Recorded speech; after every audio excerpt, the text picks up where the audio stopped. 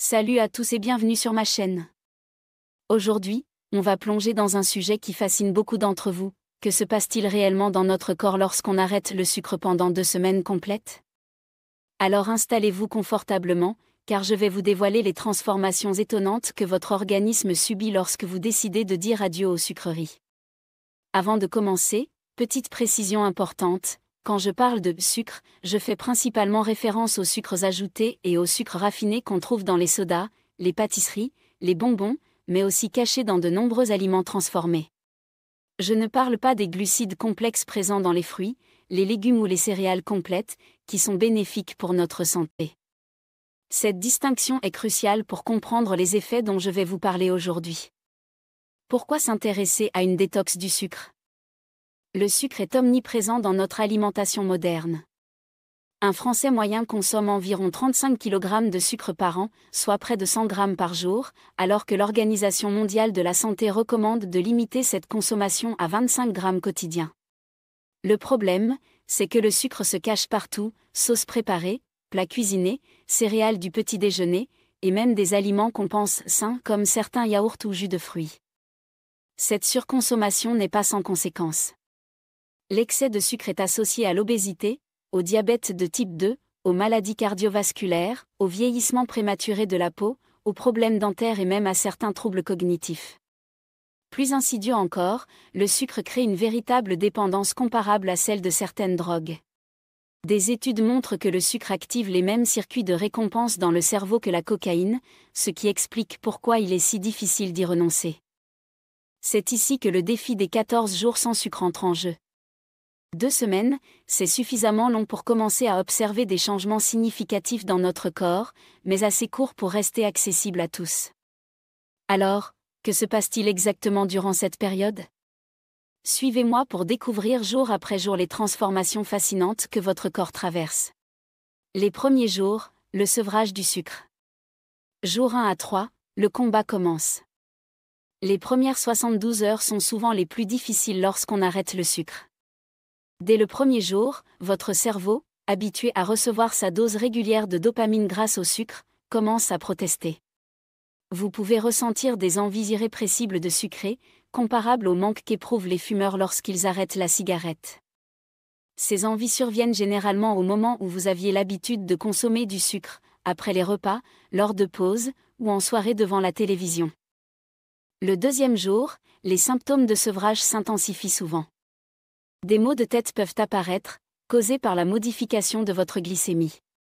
Votre corps, habitué à fonctionner avec des pics de glucose, doit maintenant s'adapter à des niveaux plus stables.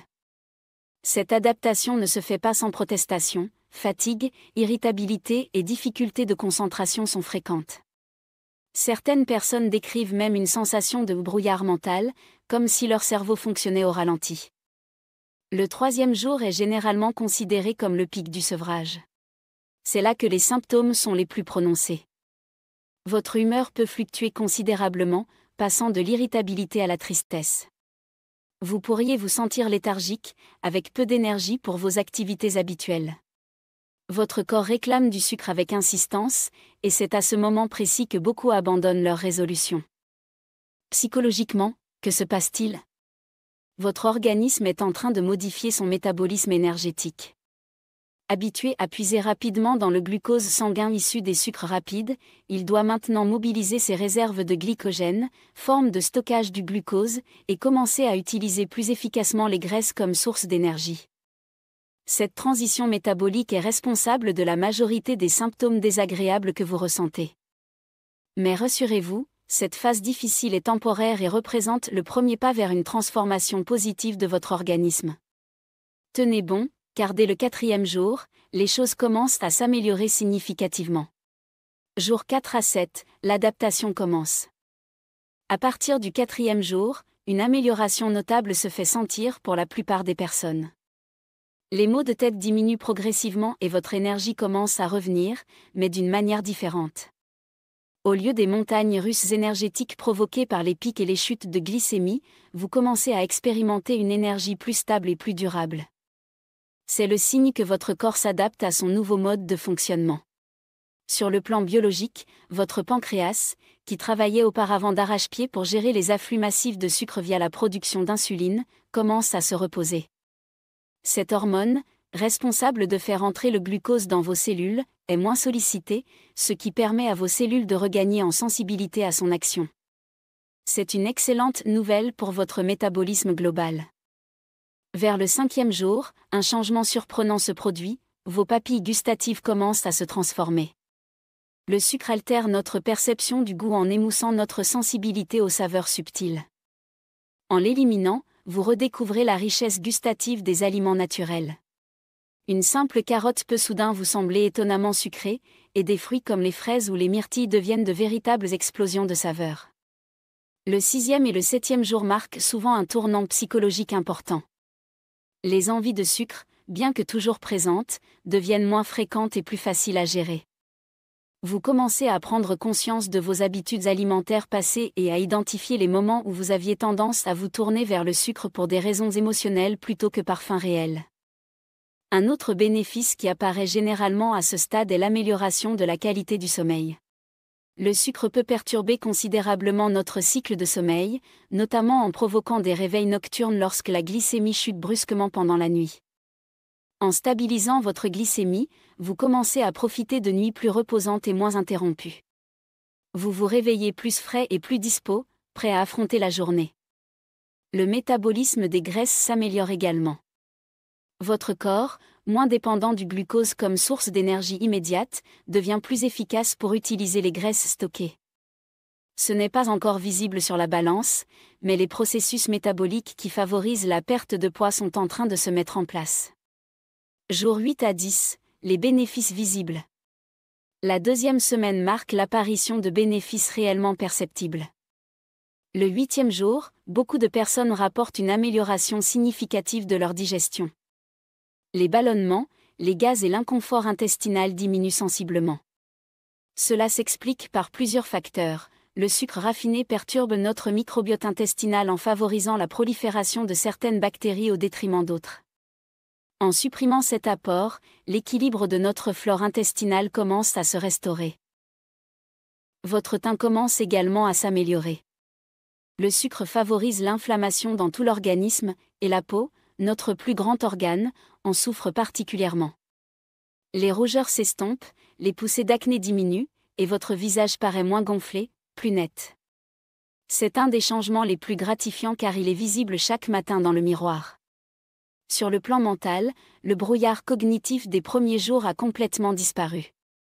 Au contraire, vous remarquez probablement une clarté mentale accrue, une meilleure concentration et une capacité à rester focalisé sur vos tâches plus longtemps. Cela s'explique par la stabilisation de votre glycémie, qui évite les chutes d'énergie cérébrale, mais aussi par la réduction de l'inflammation neurologique associée à la consommation excessive de sucre. Le 9e et le 10e jour, votre balance peut commencer à afficher une perte de poids. Cette perte initiale est principalement due à l'élimination de la rétention d'eau. En effet, le sucre favorise la rétention hydrique dans nos tissus.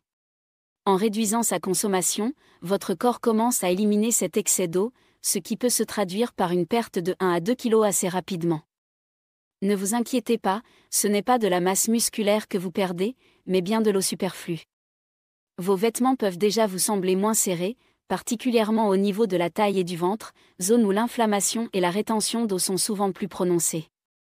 Cette sensation de légèreté constitue une motivation supplémentaire pour poursuivre l'expérience. Un autre changement notable concerne votre niveau d'énergie globale.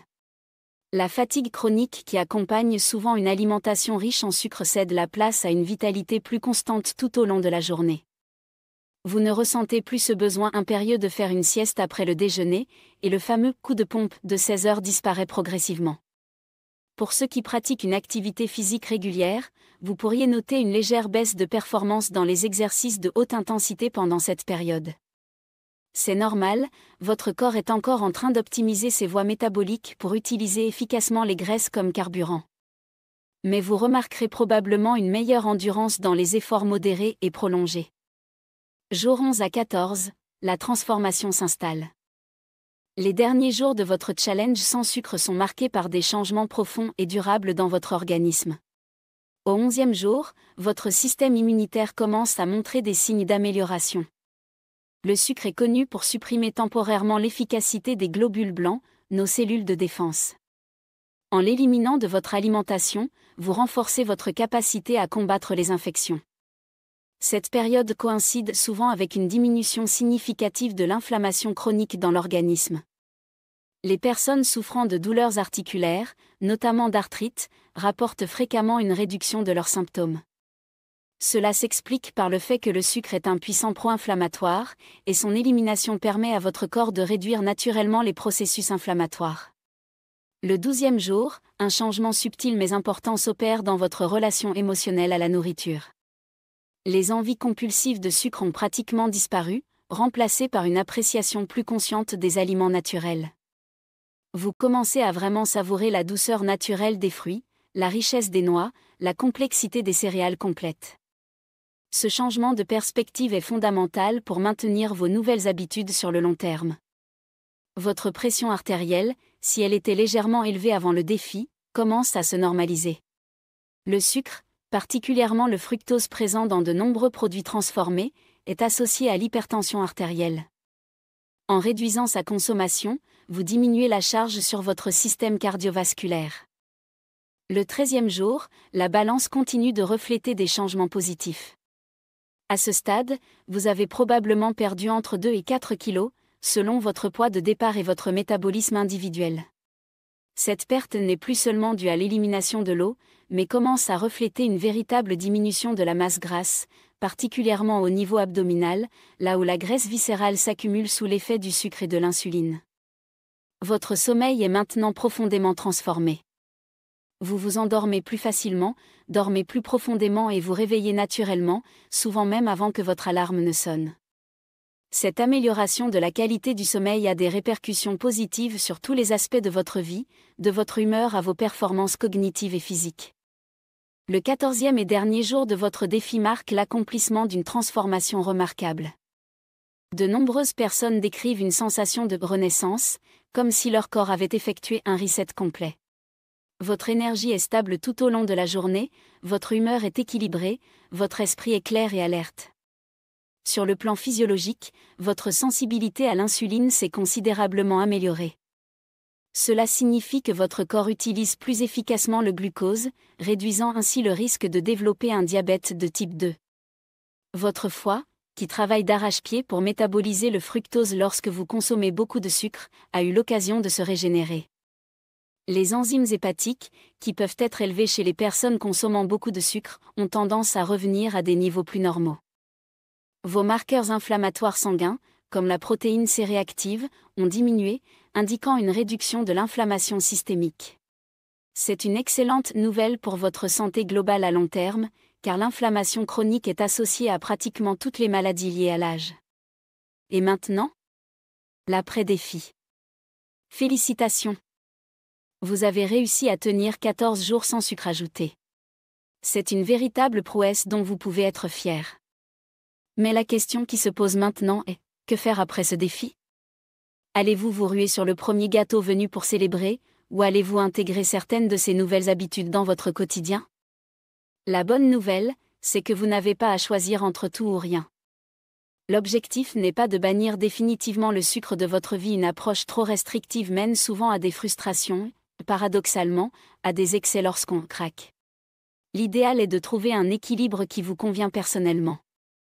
Une approche efficace consiste à adopter la règle des 80/20, manger sainement 80% du temps, en limitant les sucres ajoutés, tout en vous autorisant des plaisirs sucrés pour les 20% restants. Cette flexibilité est clé pour maintenir de bonnes habitudes sur le long terme. Si vous décidez de réintroduire le sucre, faites-le progressivement et consciemment. Après ces 2 semaines d'abstinence, votre perception du goût a changé. Ce qui vous semblait normalement sucré auparavant vous paraîtra probablement excessivement sucré maintenant. Profitez de cette sensibilité retrouvée pour réduire naturellement les quantités de sucre dans vos recettes et vos boissons. Soyez attentif à la façon dont votre corps réagit lorsque vous consommez à nouveau du sucre. Certaines personnes remarquent qu'après une période d'abstinence, la consommation de sucre provoque des symptômes désagréables, maux de tête, fatigue, troubles digestifs, etc. Ces réactions sont des signes précieux que votre corps vous envoie et peuvent vous aider à déterminer votre seuil de tolérance personnelle. N'oubliez pas que le sucre n'est pas seulement dans les desserts. Restez vigilant quant au sucre caché dans les aliments transformés, sauces, pains industriels, plats préparés, etc. Prendre l'habitude de lire les étiquettes nutritionnelles vous aidera à faire des choix plus éclairés. Si vous avez particulièrement apprécié certains des bénéfices de ces 2 semaines sans sucre, que ce soit une meilleure qualité de sommeil, une peau plus nette, une digestion améliorée ou une énergie plus stable, utilisez ces motivations pour maintenir certaines de vos nouvelles habitudes. Certaines personnes choisissent de refaire régulièrement ce type de défi, par exemple 1 semaine par mois ou 2 semaines par trimestre, pour réinitialiser leur organisme et leur relation au sucre. D'autres préfèrent adopter des habitudes moins strictes mais plus durables, comme limiter le sucre en semaine et s'autoriser plus de flexibilité le week-end. Conclusion, une expérience transformative. Ces 14 jours sans sucre représentent bien plus qu'un simple défi alimentaire. C'est une véritable plongée dans la compréhension de votre corps et de ses besoins réels. Vous avez sans doute découvert à quel point le sucre influence votre énergie, votre humeur, votre sommeil, votre apparence et votre santé globale. Cette expérience vous a probablement aussi fait prendre conscience de l'omniprésence du sucre dans notre alimentation moderne et de la façon dont l'industrie agroalimentaire l'utilise pour nous rendre dépendants de certains produits. Cette prise de conscience est peut-être le bénéfice le plus précieux de ce défi, car elle vous permet de faire des choix plus éclairés à l'avenir. Rappelez-vous que chaque personne est unique, et que les effets d'une détox du sucre peuvent varier considérablement d'un individu à l'autre. Certains ressentiront des bénéfices spectaculaires dès les premiers jours, tandis que d'autres auront besoin de plus de temps pour observer des changements significatifs. Ne vous comparez pas aux autres et restez à l'écoute de votre propre corps. Si vous avez trouvé cette expérience enrichissante, je vous encourage à la partager avec votre entourage. Les défis sont souvent plus faciles et plus amusants lorsqu'on les relève à plusieurs. Vous pourriez être surpris de découvrir combien de personnes dans votre cercle sont intéressées par une pause sucrée. Enfin, n'oubliez pas que la perfection n'est pas l'objectif. Il ne s'agit pas de ne plus jamais manger de sucre, mais plutôt de développer une relation plus consciente et plus équilibrée avec les aliments sucrés. Chaque pas vers une alimentation moins sucrée est une victoire pour votre santé, quelle que soit l'ampleur de ce pas. Merci infiniment d'avoir suivi cette vidéo jusqu'au bout. Si vous avez des questions sur votre propre expérience sans sucre, n'hésitez pas à les partager en commentaire. Et si vous avez apprécié ce contenu, pensez à vous abonner à ma chaîne pour d'autres vidéos sur la santé et le bien-être. Prenez soin de vous, et à très bientôt pour une nouvelle vidéo.